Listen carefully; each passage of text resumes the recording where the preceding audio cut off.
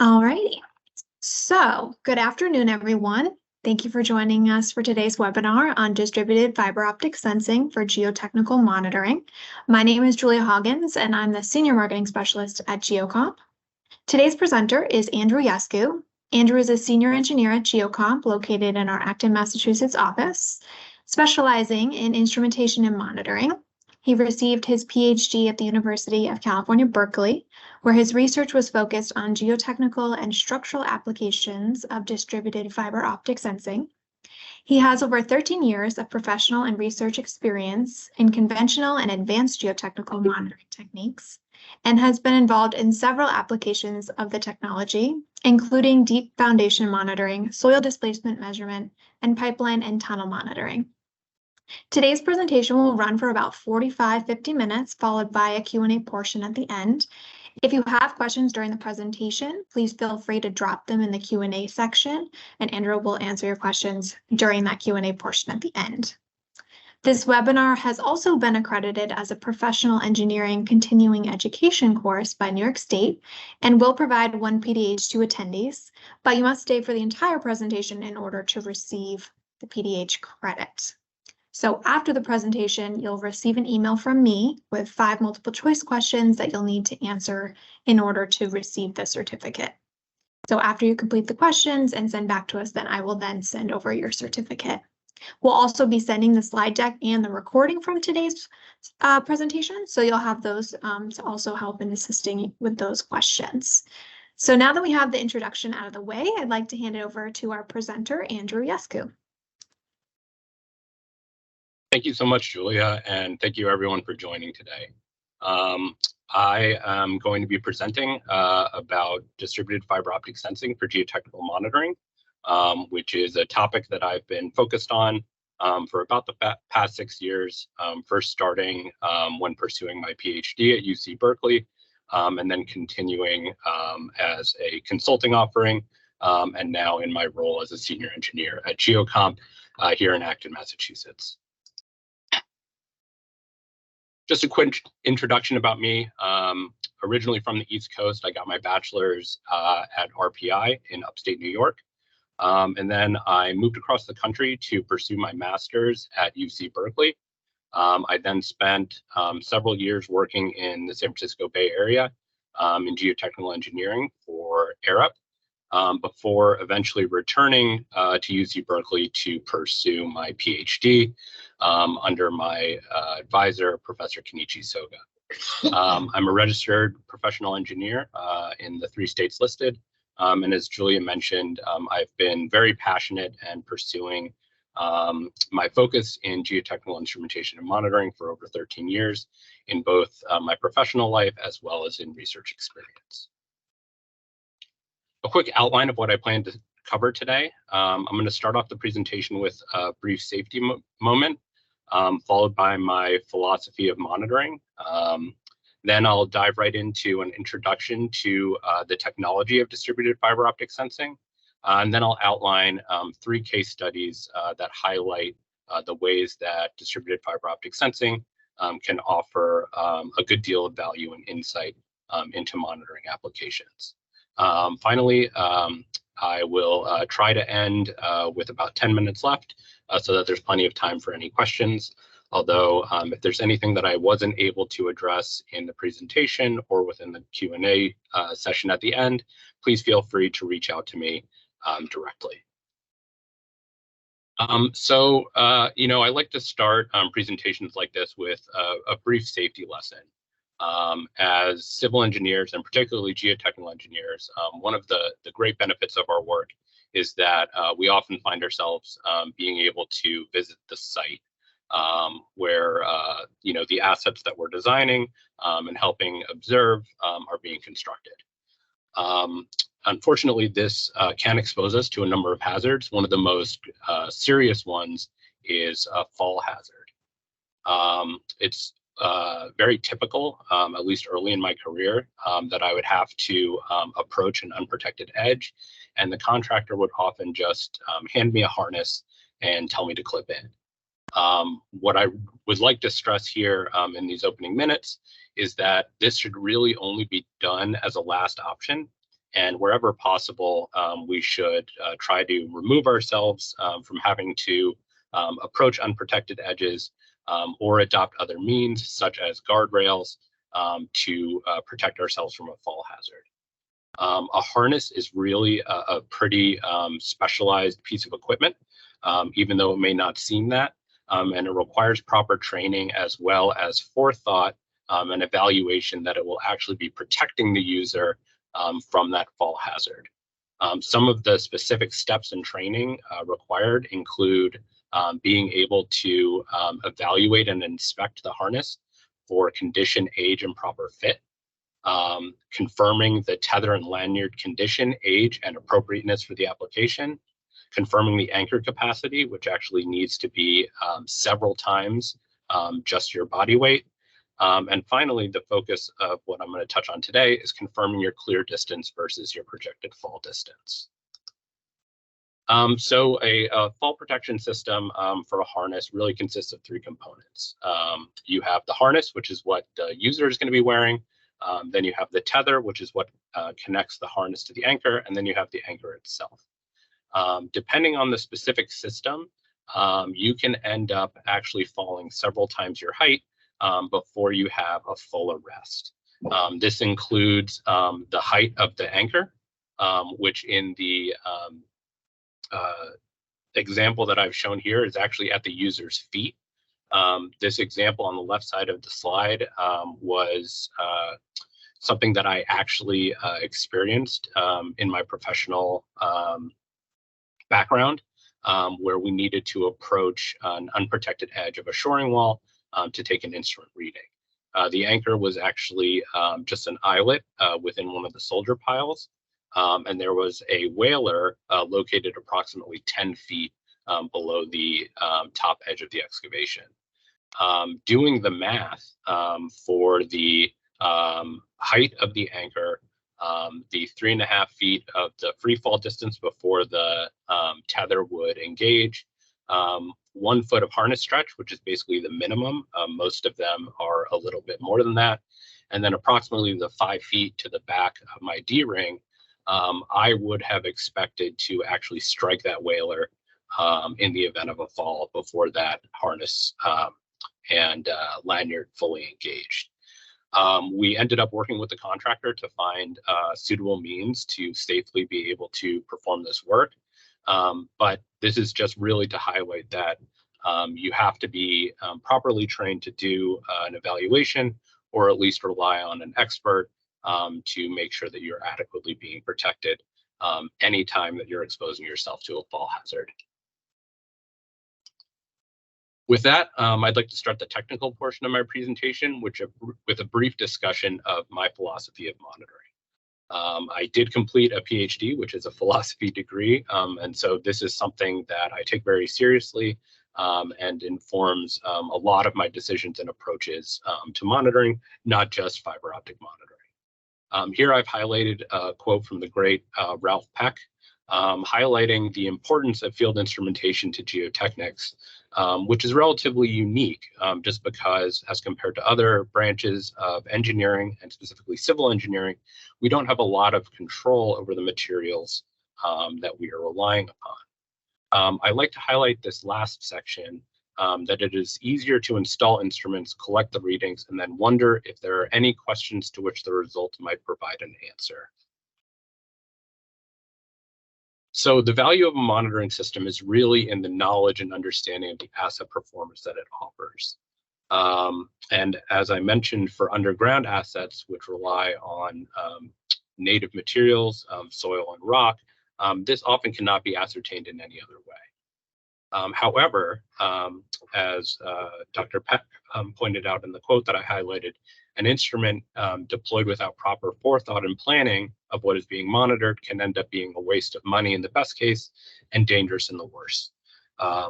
By dangerous, I mean, if instruments are being installed that are either in the wrong position to detect the behavior in question, or are the wrong type of instrument or wrong range, it can give the project participants a false sense of security if those instruments haven't been properly chosen, installed, and are monitoring something that's actually going to be able to inform decisions on that project.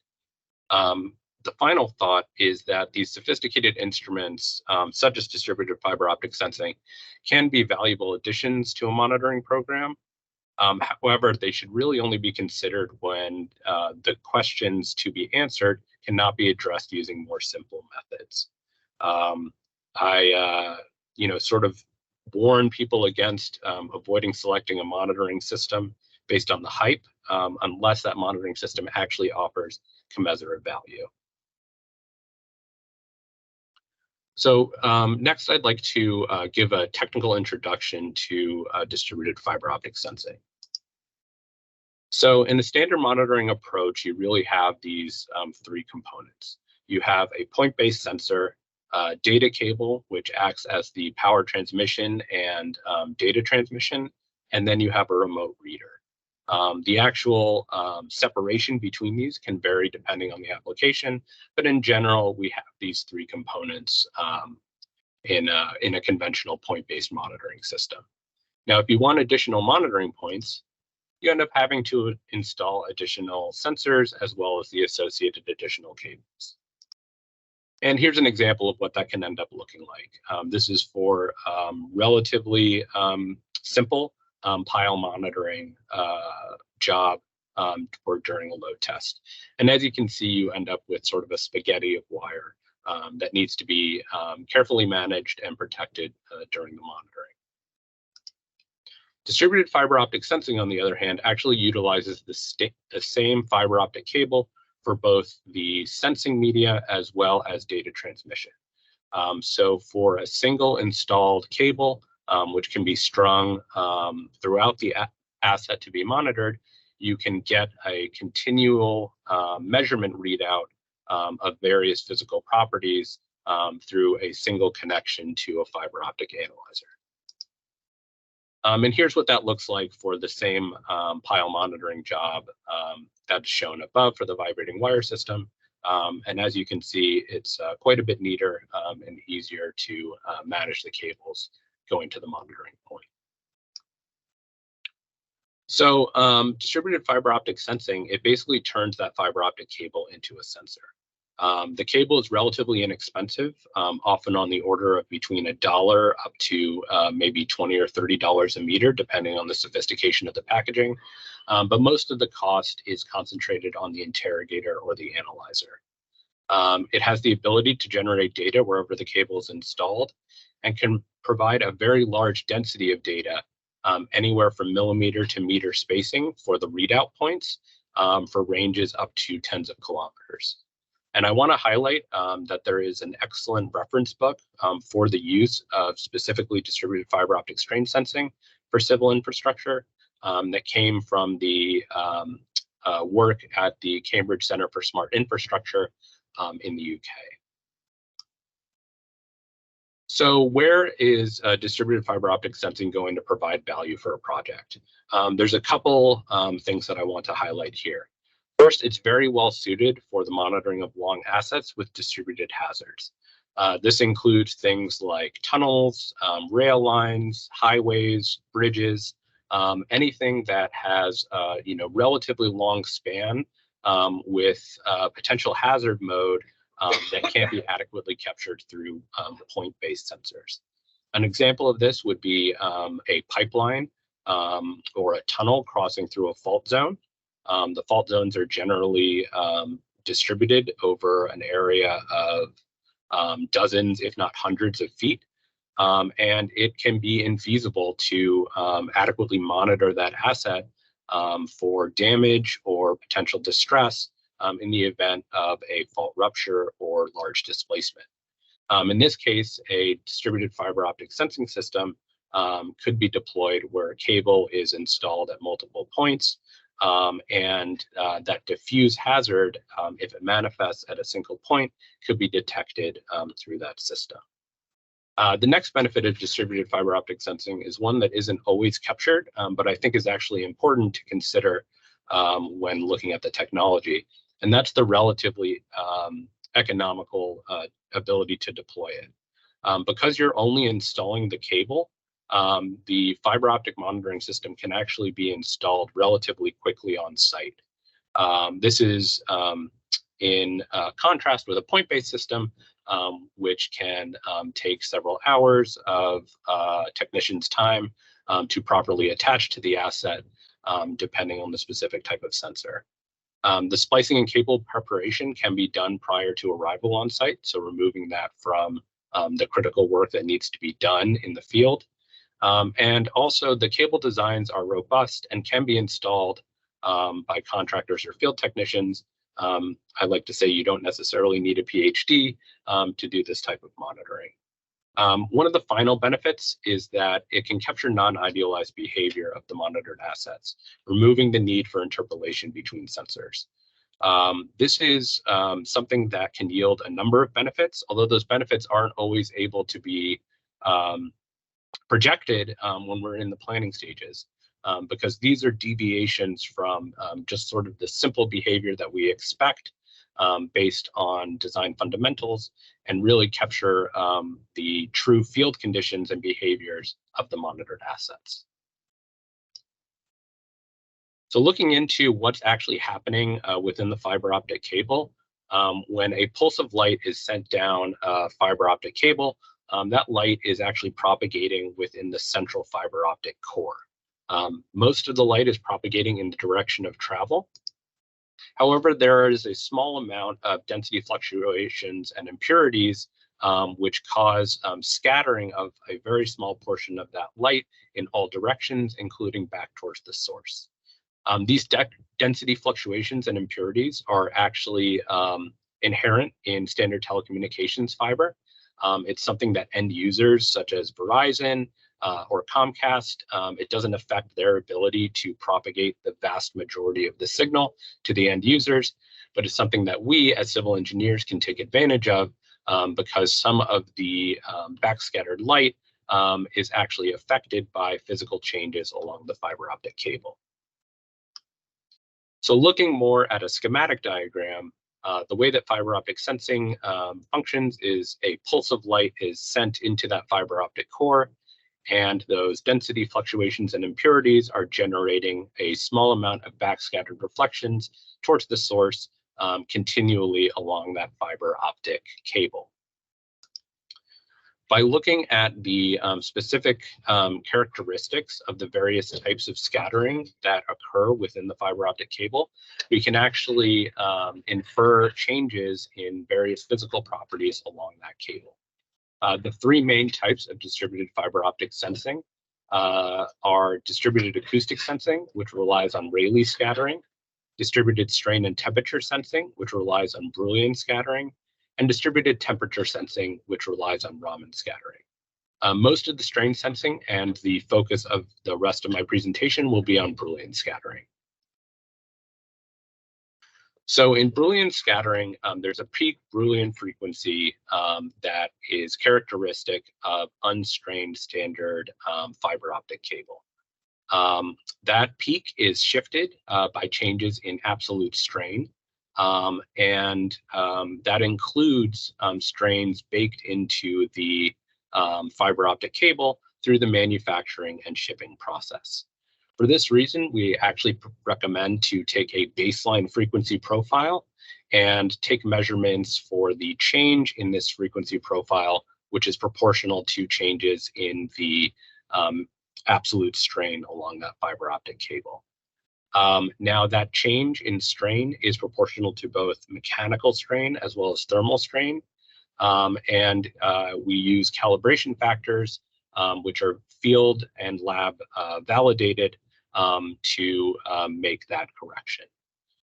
Periodic readings are possible. That is that a system can be deployed in January. You can take a baseline reading, and then you can actually disconnect the analyzer and come back on a monthly basis, reconnect, and that baseline will still be valid for comparing the readings to. The spatial resolution of these systems is between 25 centimeters all the way up to 5 meters. And what that represents is actually the length of fiber optic cable that pulse of light occupies, and therefore the length of the cable over which that strain reading is representative. It's analogous to a gauge length for a conventional strain gauge. And one of the more common settings is about a meter for most commercial analyzers. As I mentioned earlier, the range of these systems is often on the order of tens of kilometers, although again, this is specific to different commercial offerings. So as I mentioned, temperature compensation is important. If the thermal field is not going to be constant during the monitoring period, and you have temperature fluctuations along your monitoring cable. The way that this correction is done is by co-deploying a tight fiber optic cable for strain measurement with a loose fiber optic cable for temperature measurement. And here I have an example readout. This is a project where we were monitoring an asset about 180 meters long. The first section of the cable, this is distance from the analyzer shown on the x-axis with the Boolean frequency on the y-axis. That first flat section is the temperature cable, which is relatively constant along the cable. That cable was then spliced to a strain cable, returning back to the analyzer. By reversing the readout, we can actually end up with a paired reading where we have a temperature and strain reading for the entire monitored asset, which allows us to then do thermal compensation to derive the mechanical strain difference. Here's a picture of what those cables look like. On the left, I have an example of a strain cable. This is a tight buffer cable, so the exterior sheathing is tightly bonded to make sure that any exteriorly applied mechanical strain is transferred linearly into that fiber optic core. And this is confirmed using calibration testing. That's in contrast to a temperature cable, which is shown here on the right, which actually incorporates a gel layer around the fiber optic cores, which acts as a physical strain break to prevent the transfer of mechanical strain. Again, this needs to be validated before a new cable packaging is deployed for sensing purposes. But once that validation is performed, we can be confident that any strains detected by the temperature cable are thermal strains and not mechanical strains. The final step in preparing a fiber optic cable for deployment is the actual joining of the cables, either in series or installing connectors so that they can be either connected using adapters in the field or to the analyzer itself. The best way to perform this connection is through fusion splicing, which is actually welding the two sections of the fiber optic core together to create a continual waveguide for the fiber optic cable. The reason that this is preferred is that this type of joining cables has an extremely low loss, which increases the overall performance and range of the monitoring system.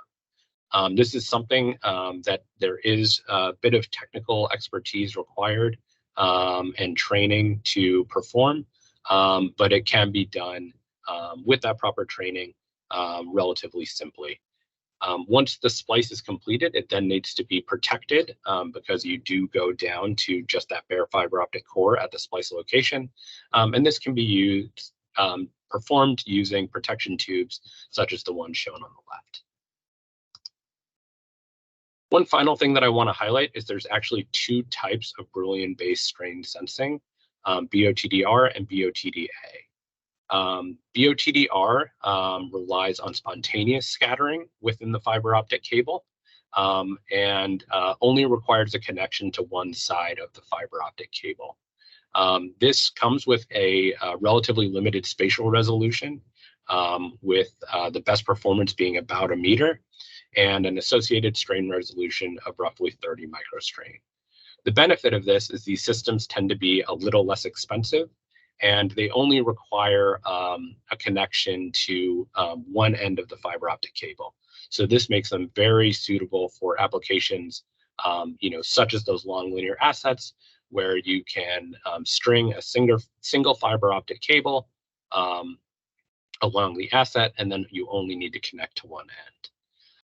On the other hand, we have BOTDA, which involves connection to both sides of the fiber optic cable, and then a pump signal is actually injected into the return fiber optic connector to increase the power of that scattering phenomenon, and therefore improve both the spatial resolution as well as the strain resolution to about a spatial resolution of 0.5 meter and a strain resolution on the order of 5 microstrain. The downside of this is that it needs a little more consideration for installation, because you do ultimately need both ends of the fiber optic cable returning to that single monitoring point. It does have the added benefit of including some redundancy. There are some fiber optic analyzers that allow dual modes, so both BOTDR and BOTDA. So if the initial monitoring system is installed in a loop and there is a breakage either during installation or during monitoring, you can then revert from BOTDR to a single-ended BOTDA to still be able to interrogate that sensing fiber. With that, I'd like to get into the first case study that I'll be discussing in today's presentation, the use of fiber optic monitoring for base-grounded piles. So a quick overview of the project. This was a Caltrans-funded research project looking at the performance, reliability, and most importantly, the quality assurance and control for base grouting of deep foundations. I was the research lead for the UC Berkeley team, performing fiber optic monitoring of the test and reaction shafts. The fiber optic monitoring performed included thermal monitoring during curing of a subset of the piles on site, strain monitoring during grouting using both distributed fiber optic sensing as well as limited fiber Bragg grading, which is a point-based fiber optic monitoring system, and then also strain monitoring during load testing of the 4 test shafts, again using both fiber optic monitoring systems. So a quick introduction to what base grouting of piles comprises of. This is a treatment technique used to improve the performance of large diameter deep foundations. I will note that there is still disagreement in the industry over the method of improvement, and that's not going to be something that I directly address in this presentation. My focus was really on the use of those fiber optic monitoring systems to monitor the performance of the piles during both grouting as well as load testing. A grout delivery system is incorporated into the reinforcement cage, which is then lowered into the drilled bore. And following installation, grout is injected at the base of the shaft using a variety of different delivery methods. The common way to perform quality assurance and control for these types of systems is by monitoring of the grout delivery metrics at the ground surface, including volume, pressure, and then also some measurement of shaft movement at the top or bottom of the pile. The test consisted of the installation of 4 test shafts, 3 of which were grouted using different delivery systems. And following the grout delivery, top-down load testing was performed on those 4 shafts, with the ungrouted one acting as a control. 9 reaction shafts were installed surrounding those test shafts, which formed the reaction for the ultimate load test, and all 9 of the reaction shafts were also base grouted, although obviously they could not be load tested themselves. There's an extensive instrumentation and monitoring system utilizing both conventional monitoring techniques, both internal to the pile as well as at the ground surface, as well as distributed fiber optics, which is the focus of my talk today. This was a collaborative project between Caltrans as the project sponsor, UC Berkeley, and the University of Missouri, as well as contractor partners for the installation and grouting of the shafts. The 3 types of grout delivery which were employed on the project are the rim cell, shown here on the left, which is a closed-based system that's used to expand during grout injection, the tube manchette, shown in the middle here, which is an open type system with U injection circuits installed extending to the ground surface, and a rubber membrane which is ruptured during grouting, allowing the grout to flow into the formation at the base of the pile. And then finally, a bladder type closed system, which consists of a rubber membrane captured between a ring and a flat plate, and the grout is injected, inflating that rubber membrane at the base of the pile. Here's a schematic diagram showing the typical fiber optic cable layout. So because we were using the BOTDA system on most of the piles, all of the fiber optic cables were installed in loops, with multiple loops installed depending on the size and monitoring application for that pile. Each loop consisted of a fiber optic cable, which was attached to the vertical bars on the reinforcement cage going down one side. It then transitioned into 1.5 circumferential loops at the base. The reason we did 1.5 circumferential loops at the base is so that we didn't have that spatial resolution potentially having strain influence from two different sides of the pile. Once those circumferential loops were completed, the fiber optic was then transitioned to the opposite bar on the other side of the pile and then returning to the ground surface. The fiber optic cables were installed on the reinforcement cage after it was delivered to site, but before the cage was installed in the bore. And here I've shown some pictures of the strain cable and temperature cable and what they look like in both the straight sections of the reinforcement cage, as well as that transition into the circumferential loops at the bottom of the cage. I mentioned the relative ease for installation of this. The cable themselves were just installed on the exterior of the cage using zip ties, with any slack removed during installation to keep them taut. And we were able to install about a 35-foot cage, all of the fiber optic cables on that comprising of 2 strain loops and a minimum of 1 temperature loop within about a couple hours. This is in contrast to the installation of the conventional instrumentation, which included embedded strain gauges and thermal wire, which took about a day each. One concern that I frequently hear about fiber optic monitoring is the relative fragility of using a fiber optic cable on an infrastructure construction site. And so here I've highlighted potential damage that you could experience during installation. This is one of the thermal fiber optic cables that actually has gotten pinched between the reinforcement cage and the cribbing when the reinforcement cage shifted during the rigging of that cage to lower it into the bore. We were actually able to work with the contractor to rotate the cage away from the fiber optic cable and perform integrity testing on the cable, which showed that the cable core was actually still intact and did not result in a break. This just really highlights that with proper selection of those sensing cables, they can actually be relatively robust and on par with conventional instrumentation cable in terms of survivability if proper care is taken during installation. Getting into the monitoring results, the first type of monitoring, as I mentioned, was temperature monitoring during curing. This was performed on 5 of the larger diameter reaction shafts and is really looking at the generation and dissipation of the concrete during the heat of hydration as it's curing. A series of synthetic anomalies were actually attached to the rebar cages on 4 of the 5 tested shafts, with the 5th acting as a control.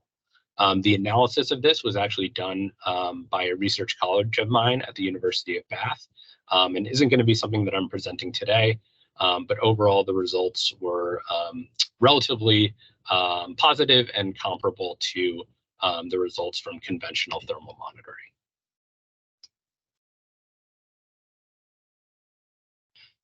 Looking at the strain and temperature monitoring during the grouting and load testing, we performed both types of monitoring with the strain and temperature loops spliced in series.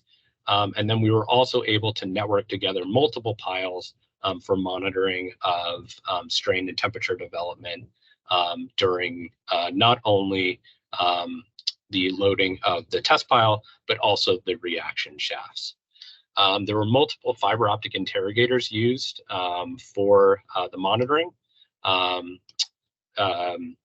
The OmniSense analyzer was employed for both BOTDA and BOTDR monitoring, as well as a research-based box called Alicia, which was built between the University of Cambridge and UC Berkeley, as well as that point-based fiber Bragg grating optical strain monitoring. So looking at how that fiber optic output looks and how it's analyzed, this is what the raw readout looks like. So again, on the x-axis, we have distance from the analyzer with approximately 850 meters across the 5 shafts that are being monitored in this example, and the Boolean frequency deviation from the baseline shown on the y-axis. The relative jagged portions of the output here are actually the strain fibers, and those are showing those discrete strain loops, 2 of which were installed in each of the monitored piles. And then the lower flatter sections are actually the thermal loops within those 5 piles, with the first 3 flat sections showing the single loops for the test pile and the first 2 reaction shafts, and then the ones with 3 sort of humps in the thermal loops being the ones that had additional loops installed for the thermal monitoring during curing. Once we have that raw output, the next step is something called indexing, which is applying or assigning a physical location along that fiber optic readout to the monitored asset. This can be done through a combination of very careful note keeping and measurements during the installation so that we know precisely how much length of fiber is being installed. But we can also do some simple field testing, applying controlled strains or temperature variations after installation to validate specific measurement points along the fiber optic readout. And here I have shown the 2 strain loops, so S2A and S2B, one going down one side of the pile, one side going up. S1A and B, again, up and down, and then T1A and B, the thermal loop going up and down that pile. Once we have the physical locations assigned, we can then look at the development of strain over time. So here's a sample readout from approximately the center of the pile during one of the load tests. The blue data, light blue data is the fiber optic strain reading. The darker blue and green lines are the point-based fiber Bragg grating readings of strain development, and then the red dots are the vibrating wire strain gauge readings at selected points. As can be seen, there's relatively good agreement between the 3 systems, albeit with a little more noise in the fiber optic monitoring system, and that was because this was utilizing the lower cost research-based analyzer as opposed to the more expensive commercial analyzer. So for the grouting process, as I mentioned, grout injection proceeded on 3 of the 4 test shafts, as well as all of the reaction shafts, with monitoring being performed on site using both conventional monitoring techniques and the fiber optic monitoring system. Here's a quick presentation of what that monitoring data looks like. This is looking at vertical strain just above the bottom of the pile as measured by the fiber optic system. This includes both the average strain shown in black at the bottom of each pile, as well as for the 4 verticals of the fiber optic strain cable. Looking at comparing that development of strain at the base of the pile with the grouting metrics, both pressure and volume, we can see that there's actually an initial strain buildup within the base of the pile associated with the start of grouting. However, additional rounds of grouting or buildup of pressure or volume doesn't always necessarily equate to an increase in strain that's reaching the pile. This was something that could be demonstrated with conventional strain gauges, but was one of the key metrics that we were looking to validate with the fiber optic systems. Moving to the benefit that the fiber optic system offers, we look at the vertical distribution of the strain within the pile. As can be seen, we can measure the full strain profile of how those strains are being distributed all the way up to the ground surface. And we also begin to see both some spatial variation across the pile at single depths, as well as some difference in how those strains are being distributed moving up the pile. This was a data set that was unique to the fiber optic monitoring system and helped us really gain some insight into the variability and the actual performance of the grouting systems as we compared them for later analysis. Following the completion of grouting, we then moved on to the load test of each of the 4 test piles. This was done using a load test frame, which connected the 4 surrounding reaction shafts to the central load tested pile. Here's just a close-up of the hydraulic jacks during full extension at the conclusion of one of the load tests, and the associated lengthening of one of the reaction bars, which you can just see a little sliver of unpainted bar. That's the actual elongation under that reaction load. Looking at the strain test results, these are the average strain profiles at the top load for the 3 grout improved load tests. And as can be expected, you have the maximum strain up near the top of the pile, and then that degrades more or less linearly with depth going down to the base of the pile, with the remaining strain being taken up in base resistance. However, looking at the individual strands of the fiber optic strain cable, we can see that the story is a little more complex, with spatial variation in strain observed across the pile and throughout the depths of the pile. One thing that I want to look at a little more in detail is the evaluation of outliers. So here I've shown the vibrating wire strain gauge data. As you can see, it was installed at discrete elevations, and there was one point at approximately 10 feet into the pile, which was much lower than the others at this elevation, as well as lower than what would be expected in idealized pile behavior under top-down loading. It was therefore proposed that this might be an outlier, potentially a malfunctioning sensor, and the suggestion was put forward to potentially eliminate this data point. Looking at the average strain between the vibrating wire system as well as the fiber optic system, we saw pretty good agreement indicating that the systems were reading roughly the same magnitude of strain. But looking at the individual strands, it actually becomes much more clear that this outlier was not an erroneous data point and represented a very real behavior indicating bending during the load test in the shallow portions of the pile.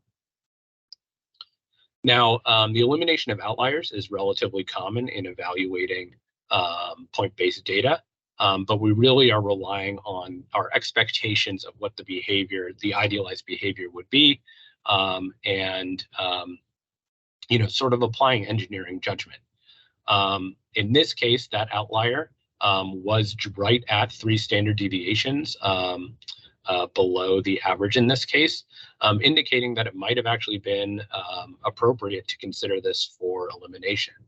However, if it had been eliminated and without the complementary data set of the fiber optic monitoring system, it actually would have resulted in overestimating the strains in this area by approximately 30%, and also missing the bending behavior, which was likely due to a non-concentric case portion of the pile.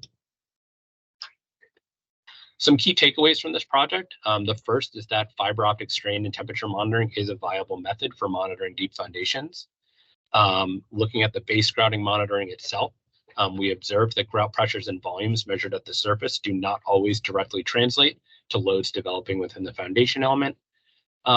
And the follow-on from this is that strain monitoring during base grouting could provide an additional QA/QC check during base grouting and potentially provide a future basis for an additional acceptance criteria. The next project that I'd like to discuss is the use of fiber optic monitoring for monitoring of settlement during a surcharge loading program. This project was located on Treasure Island in the San Francisco Bay Area, located between Oakland and San Francisco, and was a ground improvement program for a future wastewater treatment plant. Wick drains were installed on 8-foot spacing with expected settlements of the surcharge program on the order of greater than 1 foot. Vertical fiber optic strain cable was installed by a direct push using CPT after the wick drain installation, but prior to the surcharge. The project participants were the UC Berkeley, who were providing fiber optic monitoring, and Geo, who was the geotechnical engineer for the project, and Contech, who performed the CPT installation. Here's a schematic diagram of what the installation looked like. So we had the vertically installed fiber optic strain cable extending through a sand layer and then going through the compressible Young Bay mud, which was the main target for the surcharge loading program, and then based in the over-consolidated Old Bay clay. A standpipe was then used to extend the fiber optic cable to the top of the surcharge with a survey prism installed on a deep settlement marker to provide a corroborating validation data set. So the conventional way to measure vertical displacement within soil is through the use of borehole extensometers. And when we incorporate multiple sensors, this is termed as a multi-point borehole extensometer, or MPBX. This still results in a discontinuous measurement requiring interpolation between the measurement points. Distributed fiber optic sensing, on the other hand, provides a continuous readout of the strain development within the subsurface, providing a much more complete view of how those ground movements are developing. Here are a couple photos of the field installation. As I mentioned, the installation was performed using a CPT rig. An instrumented normal CPT push was first performed on the site. That instrumented rod was then extracted, and then the fiber optic cable was installed using a sacrificial dummy cone before being tremie grouted to the ground surface. I also want to point out that we used a wooden frame to actually pre-tension that fiber optic cable so that the fiber optic cable was kept in tension during the initial period of settlement monitoring. Periodic reading was performed for approximately 6 months, with the analyzer being driven to site, connected to the monitoring cable. A series of readings were taken, and then we were able to disconnect and return back to the lab. So the raw data is shown here. The first step in processing, as I mentioned, is indexing, which is assigning the physical location of where that fiber optic cable transitions from the standpipe into the subsurface. We quickly can observe some trends of decreasing fiber optic, the Boolean frequency with time, which is associated with a decrease in that pretension, indicating that settlement is occurring at these locations. Also of note is that there's a change in the absolute strain measured above the ground surface, and this is associated with the changes in the temperature at the ground surface as we went from the summer into the winter months. Here's a sample of the readout. So on the left, we have the fiber optic strain profiles at roughly monthly intervals. And then on the right, we have the CPT outputs, tip resistance, side resistance, and pore pressure. Most of the strain is concentrated in 2 discrete locations. The deeper one, between roughly 50 and 60 feet below ground surface, is associated with that Young Bay mud layer. However, there's also a shallower concentration of strain, which is within the hydraulic fill that had previously been placed at the site. One unique benefit of the continuous strain measurement is that you can actually integrate those strain measurements to calculate the settlement profiles. And by carrying that all the way forward to the ground surface, you can get an estimate of the settlement at the top of the ground. Plotting that against the survey settlement, we actually see very good agreement between the fiber optic settlement data shown in blue and the survey settlement shown in yellow. As noted, there was a 1.6-inch jump, which was introduced while adding a riser, and this is understood to not represent real movement at the site. However, later in the monitoring, we began to notice a deviation as the fiber optic monitoring of the settlements was starting to underestimate the settlements being captured by the survey techniques. Looking at the actual strain profiles, we observed that there was an initial increase in the strain localized in the Young Bay mud, followed by a decrease with time after that peak had reached about 2,000 microstrain. Of note, the 2,000 microstrain very closely agrees with the amount of pretension that was applied to the fiber optic cable, indicating that the cable had gone slack in this area of the borehole, and we were experiencing strain decoupling from the fiber optic cable, with further settlements not imparting additional strain onto that fiber optic cable. This was one of the research goals of this project, was to see what that behavior looked like. And sure enough, we were able to confirm that once that pretension had been lost, we lost the ability to further measure continuing settlements at the site. Some key takeaways. The first is that there was good agreement between the settlement and the survey data. And we did observe that decoupling of the strain fiber and the Young Bay mud at a strain associated with the pretension. The fiber optic monitoring system was successful in localizing the concentrations of settlement with depth, with a limitation on the localized strain at very large magnitudes, as shown by the decoupling. One important thing is that this was a very easy system to install, with the entire installation, including the instrumented CPT push, taking a single day. The final case study I'd like to discuss is the use of fiber optic monitoring for the observation of levee uplift. This is a project installed on the Mississippi River between Louisiana and Mississippi, and it was actually the site of a previously remediated sand coil. 4 fiber optic monitoring borehole arrays were installed to a depth of approximately 30 meters, with monitoring of vertical strain in the subsurface, temperature profiles, as well as piezometric pressure development using vibrating wire piezometers. The motivation was to see if we could measure the uplift, which is predicted by blanket theory, which underpins the U.S. Army Corps of Engineers analysis and design of levees. So here I've shown just a schematic diagram as well as a satellite image of how the fiber optic cables were networked together.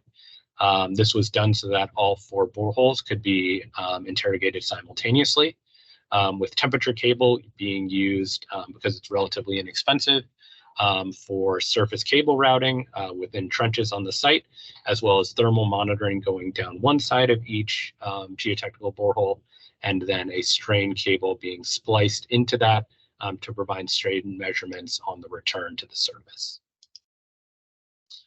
Here's a quick view of the installation. The fiber optic cable was attached to a sacrificial tremie pipe, which was then installed into a borehole, which was drilled using conventional mud rotary drilling. The strain cable was then pre-tensioned, with that pre-tension being retained during grout curing.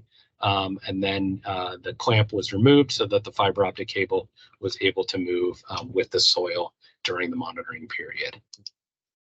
The monitoring was done continuously using a research-based analyzer, which was built at the UC Berkeley lab and then deployed within a Tricon shipping container with hardline power and cellular telecoms operating that system. Looking at the strain profiles for the 4 boreholes, it quickly becomes apparent that there's a strain concentration at depth that can be observed on all 4 boreholes. Looking at the boring logs for these boreholes, the strain concentration aligns with the transition from the clay blanket into the sand material below, confirming the hypothesis that we're actually seeing a localized uplift at the bottom of this blanket. Looking at the strain development with time, so this is the magnitude of that peak, we can see that there's a clear fluctuation across the strain at depth that can be observed within all 4 boreholes. Plotting the average strain with depth against the fluctuations in river level as measured by the gauge station about 20 miles upriver, we can see that a correlation can be observed between the 2 data sets. Looking more carefully at this correlation and also introducing a 4-day lag in the input river level and the output tension, we can actually get a very high correlation that can be observed in the data between the fluctuations in river level and the magnitude of the fluctuations at depth, further confirming the hypothesis that the 2 are linked and that we're actually observing that uplift on the bottom of the clay blanket. Integrating that data, we see the same correlation, albeit with a little bit more noise from that integration process, which compounds the error associated within the fiber optic strain data. Some final key takeaways. The first is that we were indeed able to measure the uplift within the subsurface strain data, and this could be correlated with the changing river levels. One thing of note is that the surface movements associated with this uplift are on the order of less than 1/10 of an inch, which is right on the threshold of what can be measured using passive remote techniques and is below the threshold for conventional leveling survey. One thing that I didn't touch upon, but I want to highlight here, is that temperature compensation was very necessary for that strain data.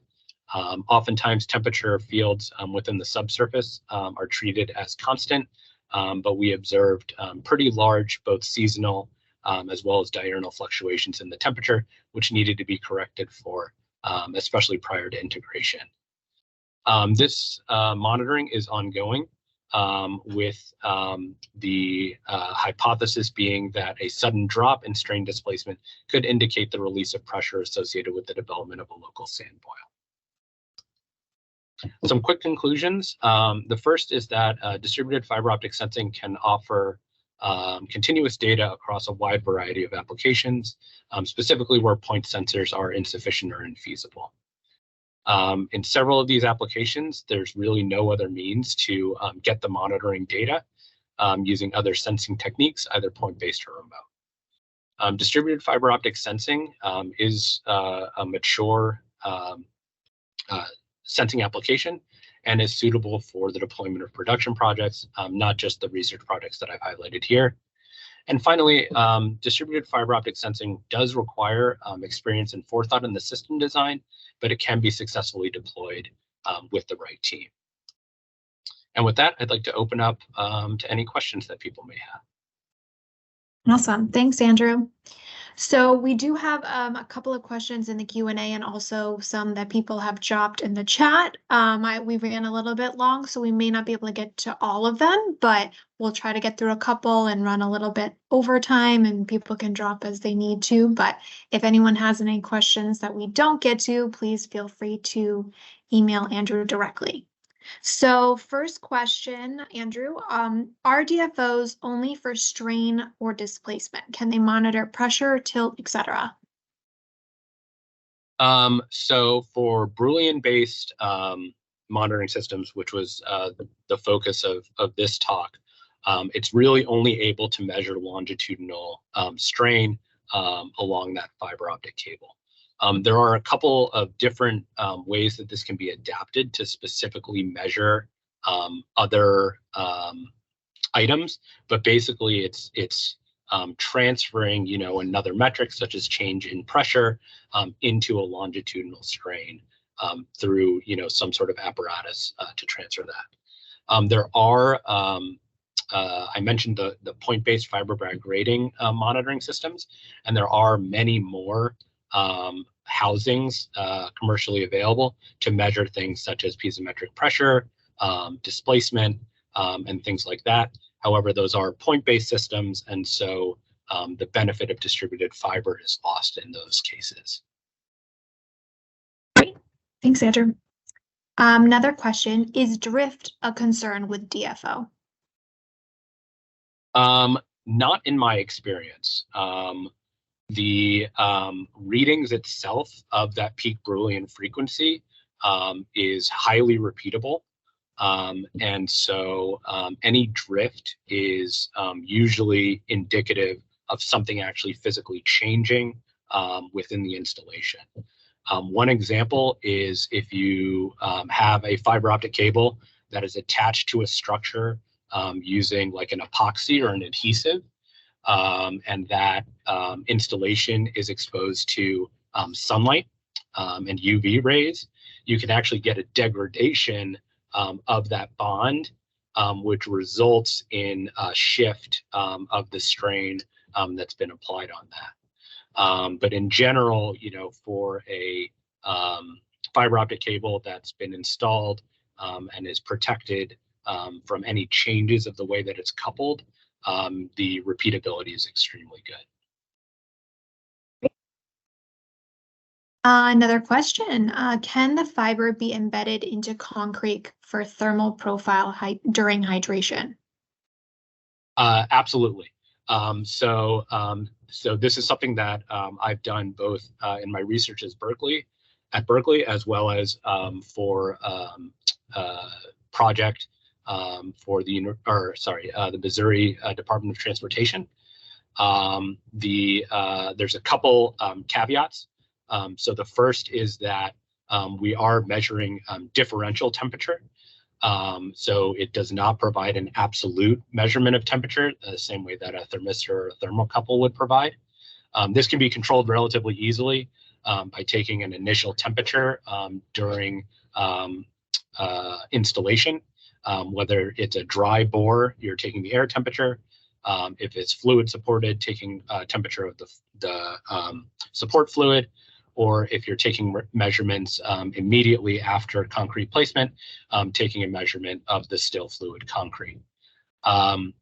You then get, by taking periodic measurements, you can see the development of those increases and decreases in temperature and observe any potential cool spots or changes and use that to infer sort of an indirect measurement of the both cross-sectional area of the pile as well as any potential inclusions or defects. I will say that there is work ongoing to further development some of these analysis models. And I think that there's some promising techniques for going from just a temperature profile or a change in temperature profile into actually being able to make judgments about the soundness and suitability of that concrete element. So we continue to have a bunch of questions come in, so we'll try to do a few more, and then Andrew will be able to see the chat after the meeting, so he can also email people directly with some answers or drop them in the chat after the fact too. So next question. Can you comment on the usefulness of distributed fiber optic sensing when the cable needs to be installed near the surface? So along an active road that could introduce transient disturbances. So what is the tolerance of the sensing system to background load and temperature changes, noise, etc.? I know that's kind of long, but. No, I mean, it's a good question. So if the strains that are being applied, again, in the longitudinal direction are within the sensing threshold, so roughly 30 microstrain for a BOTDR system, on the order of 5 microstrain for a BOTDA, then those are going to be detected. And so, if you have a shallowly embedded fiber, say in a pavement section, and a very heavy vehicle is parked right on top of it, you will see that loading. And so it really depends on what the interest is of the strain measurement, and whether those transient peaks are of interest. And if they're not, you'll need to take some observation of what's actually happening on the asset during the measurement period to make sure that it's not being influenced by any transient loading. This can be captured or addressed in a couple different ways, depending on what you're actually interested in. But in general, if any loading is large enough to go above that strain detection threshold, it's going to be detected by the system. All right, we'll do like two more just to be conscious of people's time. How do you calibrate the fiber optic sensors? Are these calibration application specific? How does their calibration hold over the time of continuous prolonged monitoring? So there's different calibration depending on if you're using strain fiber or temperature fiber. So for strain fiber, the way that the calibration is performed is by applying controlled strain over a section of fiber and looking at the proportional Brillouin shift in the raw output.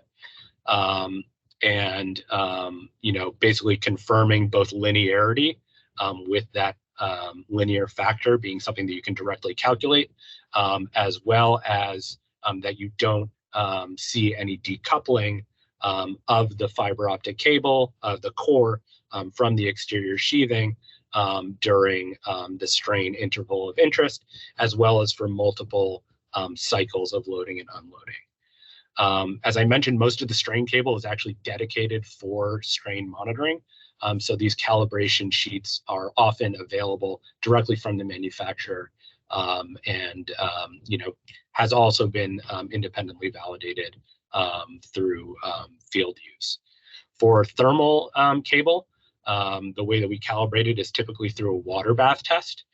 So the cable's installed in a large water bath, and then we systematically increase and decrease the temperature, again, multiple times to see that thermal response and calculate that linear calibration factor.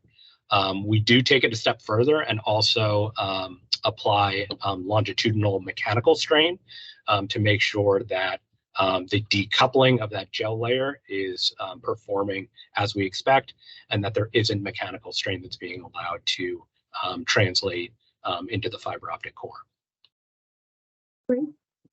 Okay, we'll do one more question. So, is it possible to monitor the behavior and its integrity of a building before, during, and after a seismic event? Yes, with the caveat that the fiber needs to be in place. So, a lot of monitoring techniques are often focused on just the construction phase, and a large amount of money and effort is expended to install, these huge networks of sensors, but then they're often abandoned or removed after the asset is completed. Fiber optics, and particularly embedded fiber optics, so those ones that are incorporated like into concrete structures, those things are going to be extremely durable and stable once they're installed and last on the order of decades, getting into the lifespan of the asset itself. And so, one thing that we really see value of is incorporating this into long-term asset monitoring, where fiber optics are incorporated into the initial design. They can be used for monitoring during construction if that's of concern, but then they also have value in the long-term monitoring of the performance of that structure, both before and after a potential seismic event or any other type of large loading case. The important thing is, that the fiber is in place, obviously prior to the event, that it's been appropriately baselined, that the equipment that was used to take that baseline is still available, so that, you didn't take a baseline in 2023 and then in, 30 years, you have a seismic event, that equipment might not be available. So you need to make sure that you have baseline parity. And then finally is that the cable has not been broken. So if you had a column that had a massive shear crack, which ruptured reinforcement in addition to the fiber optic cable, you're not going to be able to take a measurement in that case. As far as monitoring during a seismic event, it depends on the frequency and the duration of the event. Because we don't have the ability to predict seismic events, you would need a dedicated analyzer in place and continually interrogating that fiber in order to be able to take that measurement. There are some commercial analyzers that actually have measurement durations going into the dynamic range, but they also have the associated downside of producing massive amounts of data. And so that monitoring system would have to be designed, to really capture what's important for the asset and informing the real performance to the ownership and engineering team. Thank you, Andrew. And thank you everyone for all the questions. Obviously, there are a couple that we didn't get to, but Andrew, of course, is happy to answer any questions. His email is on the screen. So please take advantage and feel free to reach out to him for any additional questions that we didn't get to or that you may have going forward. And also just a reminder for anybody who may have missed the introduction in the beginning of the presentation, I will be sending over shortly after this presentation the PDH questions, recording of today's presentation, as well as the presentation itself, so that you are able to answer the questions and receive your certificate for the PDH. Thank you all so much for joining today, and thank you, Andrew, for this great presentation. And we hope you all have a great rest of your day. Thanks. Thanks, everyone.